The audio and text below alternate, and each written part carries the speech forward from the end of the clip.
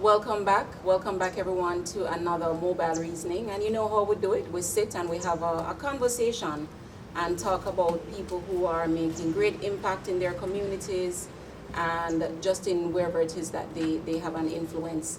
And today we have Jayson Downer. Jayson is no stranger to mobile reasoning, and we're going to be talking with him about his latest projects that he's involved with.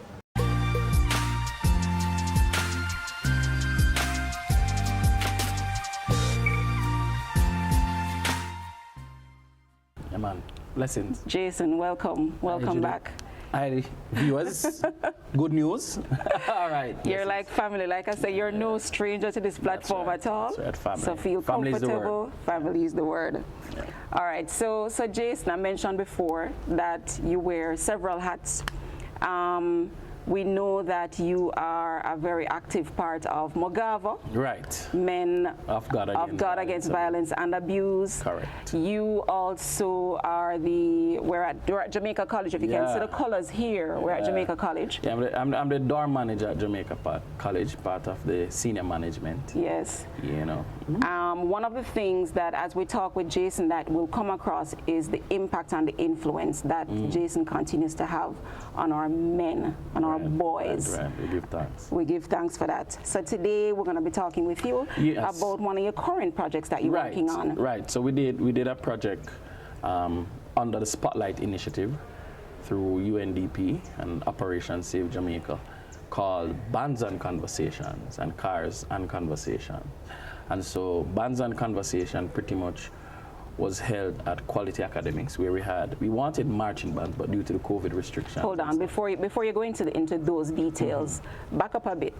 So it's under the Spotlight Project, the Spotlight Initiative Project. Right. What is it that the Spotlight Initiative Project is focusing on, so that we can get into the meat of the matter that you're working on? It's focusing on GBV, but specifically building awareness and subsequently ending violence against women and girls, primarily. And so not many people in Jamaica understand the statistics. I believe it's 1 in 4. And so it's very high. Wow. And so they want to build awareness around that, at the same time put steps in place to eliminate.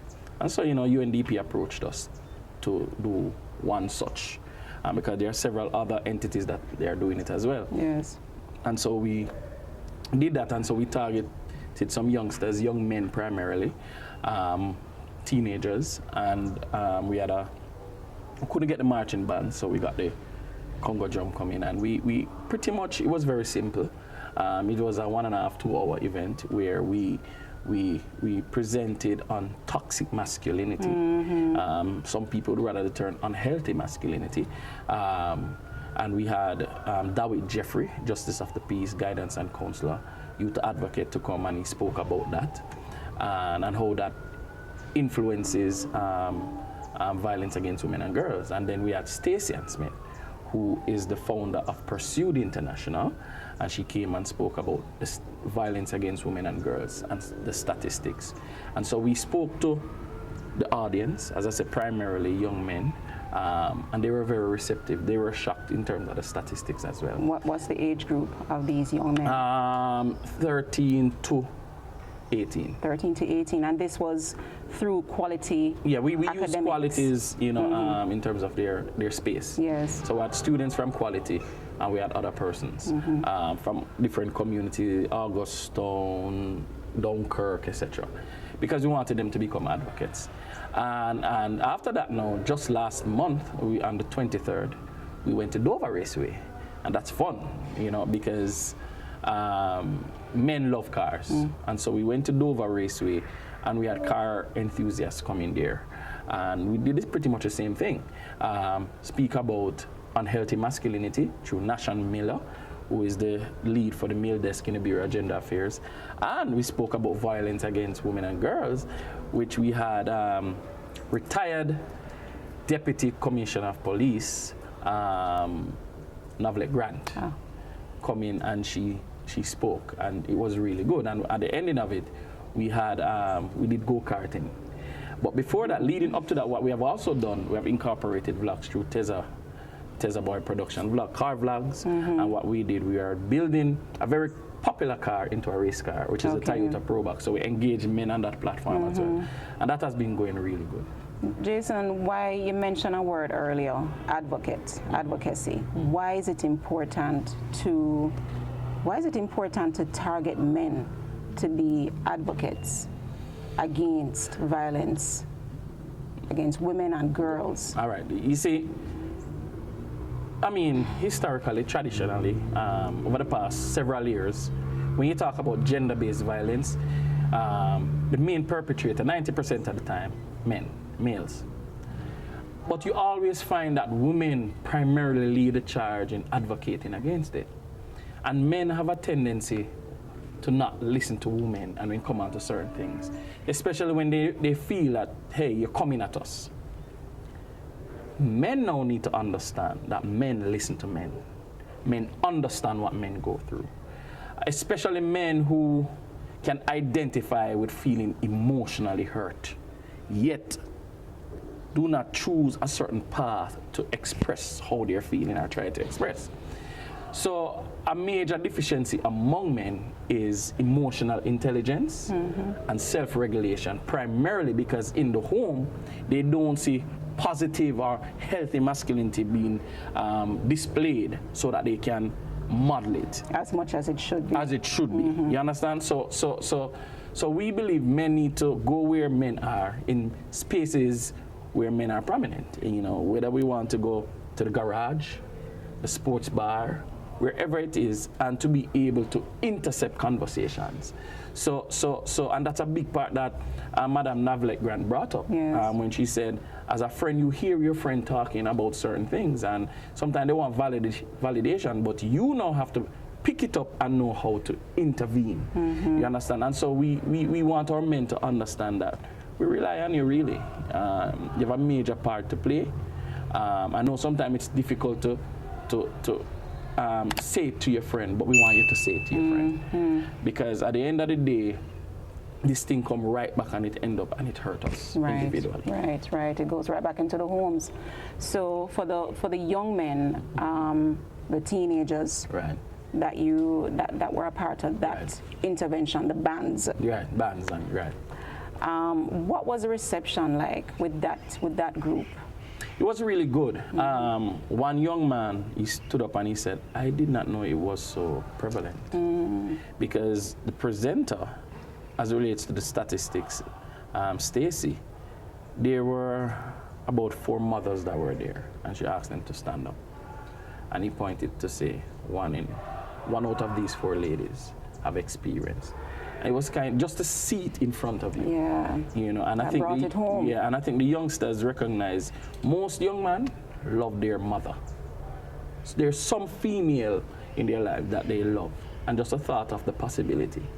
You understand? And so it hit a chord. Another part was when David Jeffrey spoke about certain view that we have, whether we inherit or we come see it in the community and we take it on. A term like grimy is like we always have to make up a face. And even Nashan said it, that when he was in university and the semester was ending, he had a very good friend. And he's going to miss his friend, but he didn't know how to say, I miss you. He might like, you know, he was giving signals as opposed to say, Bridget, I miss you, love and respect. Expressing the emotions. Yes. And he identified because he came with his friend from the community and said, that's my best friend from childhood. I am now not afraid to say, hey, I love you, my friend. So that was very good, and that's why we deliberately chose these presenters, because they have walked the walk, you know, they're from also certain communities, and so the men can, primarily men can identify with them. One person in particular, when Navlet Grant was speaking about, you know, if your friend is abusing his girlfriend and she come to you, that participant said, but then suppose it now becomes a matter of life and death. Yes. So Ms. Grant said, well, the truth is, when that friend's girlfriend come to you, you need to say to that friend's girlfriend, it's not that I can get directly involved, but I can point you in a direction.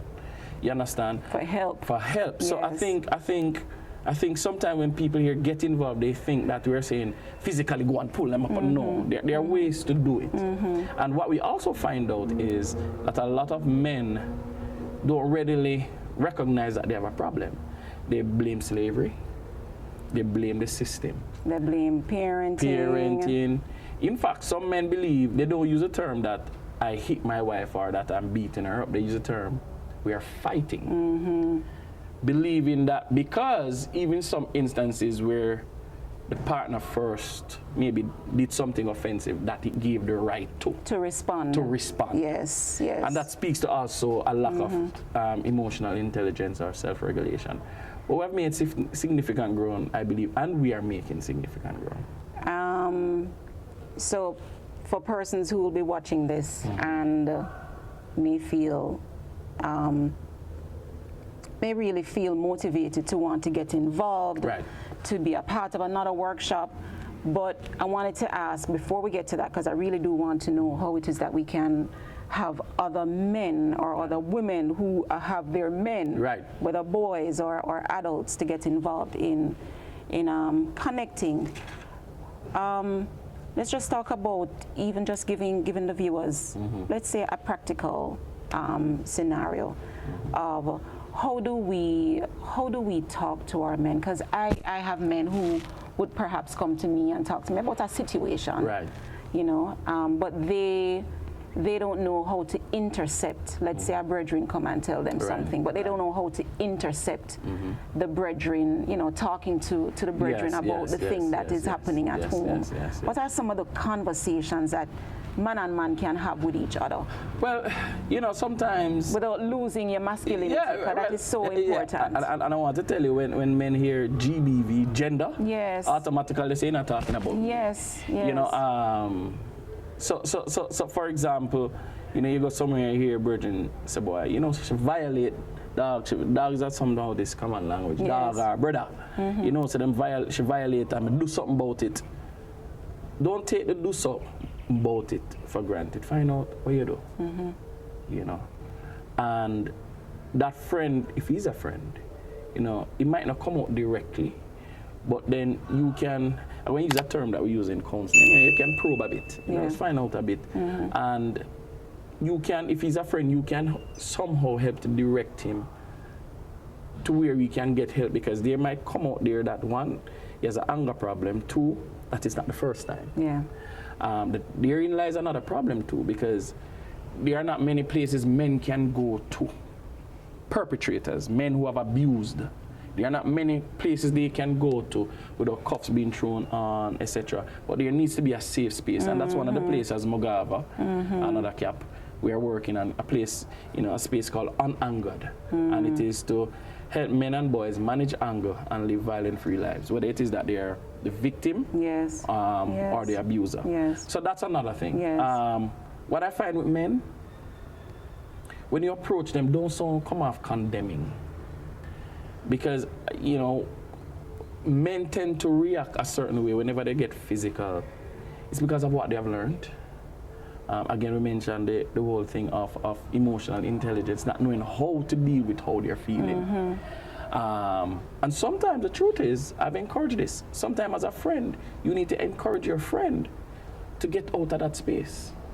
You know, it's so toxic that it spill over, and it's important to get out of the space because oftentimes children are involved. And whether it is a marriage, no, we're not promoting divorce. So let me make that clear. But whenever a situation reaches a point where it just blows, persons need to be separated so that the individuals can be worked on. You promoting understand? Healthy relationships. So we're not promoting divorce right here. We're just talking about saving lives.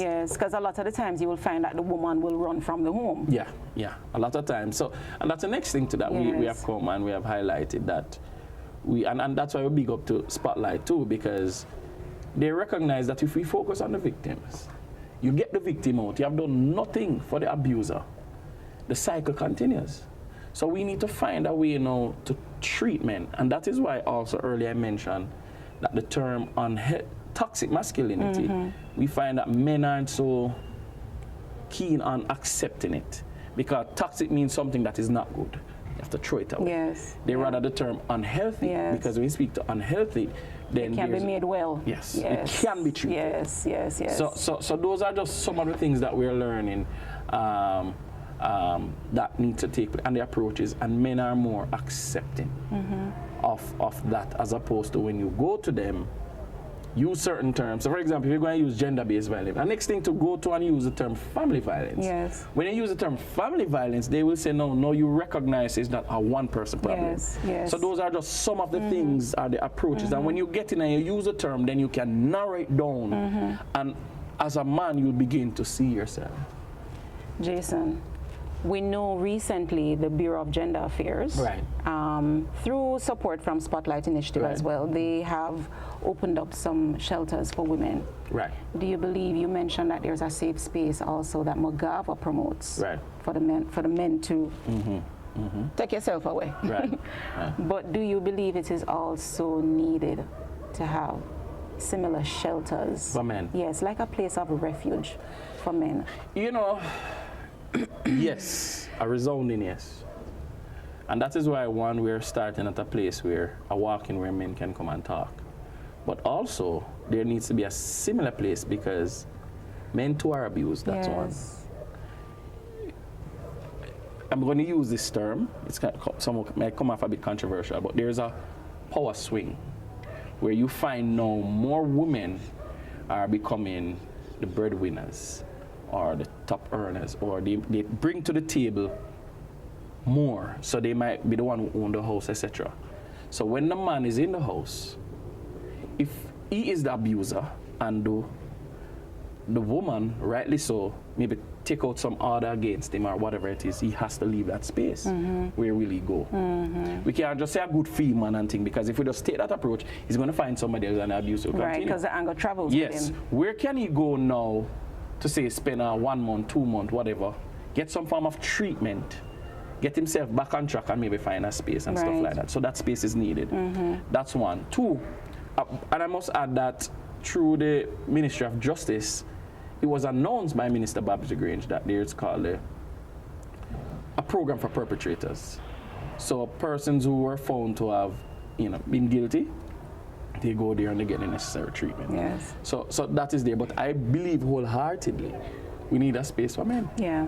Yes. To go to and to be able to get a time out. And they can maybe leave from that space and go to work and come back and stuff like that. Yes, it is needed. Yeah. Badly. Yeah. Well, maybe that's something that you can keep agitating for the system. We are. The thing is, we see tiny bits of resources now becoming available. And that is what is needed. When you come on to things relating to men. There's really not much. But I think the policy makers, international donors are realizing that we need to reach our men. Yes. So it's becoming a little more inclusive. Yes. So and we're grateful for that. Yes. So big up to Spotlight. Definitely. Where that is concerned. Definitely. Big up to Spotlight. That's good news. It is good news. Yes. So what's the next stop? What else is happening? Persons who want to connect. Well, what else is happening? Any other interventions? Any other workshops that we're always are on the horizon? We're always consulting. Some international agencies are contacting us, as well as some local entities. Just recently we did something with E4Life. There's the Riverton, I think the Riverton City CDC. They have a mentorship program going on down there, and they want us to come in. The thing is, though, the model that we're taking is not real to come and to be the savior of any community. It's to train the people on the ground. Yes. And a major part of what we're doing too is through the churches. Encouraging the churches to take a look of, do an internal audit of themselves, because I'm a minister, so I say we have been making the news recently for all the wrong reasons. But I still believe we have a major part to play. And so how can churches in communities now filter outwards? Yes. You understand? And so beginning with ourselves, take an audit of the men in the church and the single homes, and try to intervene there, some form of intervention. And then after you properly screen the men who you believe have reached a point where they can effect a change, then you start with the basic school in the community, or the high school, the little man them on the corner, the taxi men are popular these days. So that's how you filter out. And so we are willing to come in and to train. Because, for example, this is a bit evangelistic as well. As you go out to speak to men, but because you see a man with him weed and him said, so you go and you get turned off and attempt to put away the weed. No. you go and you speak to him. Yes. If you can't stand the weed, don't Yes, go. yes. Once you approach him the right way and the weed is not your center of get your attention, Yes. and you focus on him. Well, go on, brethren, why you out here? You know, this time of the year, you either should have there work or something. And he might have talked to you and say, boy, father, I know, say work hard, forget, but you sure care for him. Yes. So when you do that, the next time you go and he has a weed, he's going to hide it. Exactly. Because True. you have gained That's this true. trust. Yes. You know, Yes. him start respect, you know, Yes, father ma'am. walk on, and Yes. you see, Yes. put it, you know, Yes. and then you can begin to build on that. And I want to also say to men listening that we need more mentors. A mentor can be looked at men, MENT, taking on our responsibility. So in your space, I don't know what you call it, radius or diameter? I don't know, I'm not a maths Space. person. In your space, Yes. in your space, whether it's at work, wherever you go, you spend a lot of time. Whether it's in your office, whether in your classroom, there are certain persons' meals that you see on a regular basis. You need to be that model for them. Not to create mini-me's, because a lot of people think that mentorship means you create mini-me's. No. Being a mentor means you facilitate the growth and development of a youngster, or even adult too, to be the best version of themselves. That's right. So I'm not saying to you, you want to create people talk like you and dress like you. That's not it. And if you're along that path, you're on the wrong path. So I'm simply saying, in your space, be aware of the conversation. Yes. And give your input. Guide, facilitate, encourage, so that when that youngster leave out of that space, when they're in their situation, they are able to think of what you do. Just There like you as go. Christian, we say, what would Jesus do? Yes. Exactly. Yes. That would be the person's story coming out. What would Yes. Jason do Yes. in this You situation? understand? Yes. There you go. Jason, I tell you, it's always full. Yeah. From you. It's always man, bless full up, hearing man. from Give you. thanks, give And we thanks. celebrate the work that you're doing. How can individuals reach out to you through your organizations for because there are companies that may want to have like a training program for their staff. There might be churches, different community-based organizations. How can they reach you? MoGAVA is on Facebook. You can also contact 887-9013. Of course, you put 876 before it. So it's 887-9013. God's willing, this will come up before International Men's Day, which is November the 19th. Okay. Remember that. All right. And you don't have to do nothing splashy. You just say to the male in your life, I celebrate you. Happy International Men's Day. Yes. All right. So big up yourself and big up to Good News Jamaica. They all over Jamaica sharing the good news. We hear all kind of bad news, but we're talking about the good, the positives. There you go. One love, big up. Yeah, all right. All right, so there we have it, guys. Another mobile reasoning. And just a pleasure to sit down and reason with Jason. Once again, guys, remember, we also want to put a big plug in there for Spotlight Initiative. Yeah, definitely. Wonderful, whether it is through the entire UN organizations, and there's also the EU that has a piece of the Spotlight program. Right, so there's several organizations. Guys, there's too many ways for you to get involved, to be a change maker in ending violence against women and girls, and also our boys and our men. So please get involved. Definitely. Check out the resources, the information that Jason left. Get involved. Stay safe, stay strong. One love. Bless up.